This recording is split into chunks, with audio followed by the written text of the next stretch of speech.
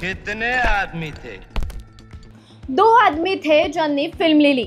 एक डिरेक्टर ज्याला स्वतःलाच माहित नव्हतं की तो जे घडवतोय त्याने इतिहास रचला जाणार आहे, आणि जे या फिल्म मध्ये काम करत होते त्यांनाही माहित नव्हतं की या चित्रपटातील पात्रच नाही तर निर्जीव गोष्टी सुद्धा येणाऱ्या अनेक वर्ष लक्षात ठेवल्या जातील. आता ही फिल्म कोणती हे तर तुम्हाला माहितच आहे, ज्याला पूर्ण झाली आहेत पूरे 50 साल. शोले या चित्रपटाला 50 वर्ष पूर्ण झाली आहेत. 1975 साली भारतात इमर्जन्सी लागू झाली होती, पण त्याच वेळी सिनेमागृहात शोले आला, ज्याने सगळ्या देशाला वेड लावलं. या मूवीचा प्रत्येक डायलॉग, प्रत्येक सीन हा प्रेक्षकांच्या मनात कोरला गेलाय. आता हा सिनेमा फक्त सिनेमा नव्हता, तर ती एक सांस्कृतिक क्रांती होती. चला तर जाणून घेऊया शोलेने भारतीय सिनेमाला कसं बदललं आणि हा सिनेमा इतका ग्रेट का मानला जातो. नमस्कार, कलाकृती मीडियामध्ये तुमचं स्वागत आहे.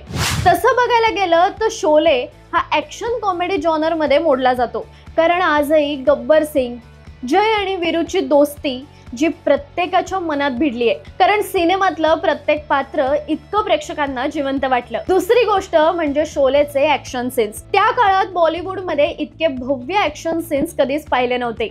खडकाळ डोंगरांमध्ये शूट केलेले सीन, घोड्यांचा थरार, ट्रेनवरचा हल्ला आणि गब्बरच्या अड्ड्यावरची शेवटची ॲक्शन, हे सगळं इतकं जबरदस्त होतं की प्रेक्षक थिएटरमधून अक्षरशः हादरून बाहेर पडायचे. शोलेने बॉलिवूडला करी वेस्टर्न नावाचा नवा जॉनर दिला, ज्याने डाकू आणि गावाच्या गोष्टींना एक नवं रूप दिलं.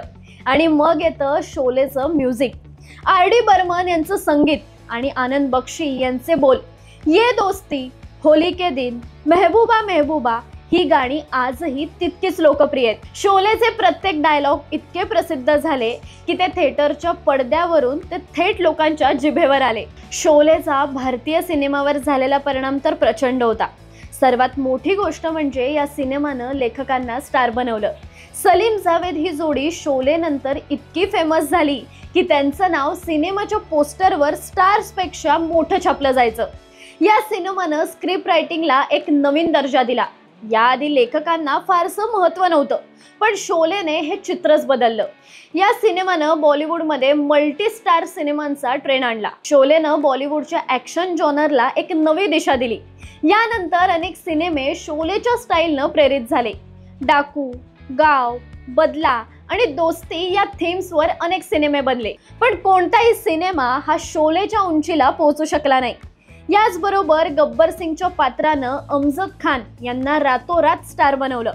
आज डिजिटल युगात शोलेची जादू कायम आहे. BBC इंडियानं 1999 मध्ये शोलेला फिल्म ऑफ द मिलेनियम म्हणून घोषित केलं.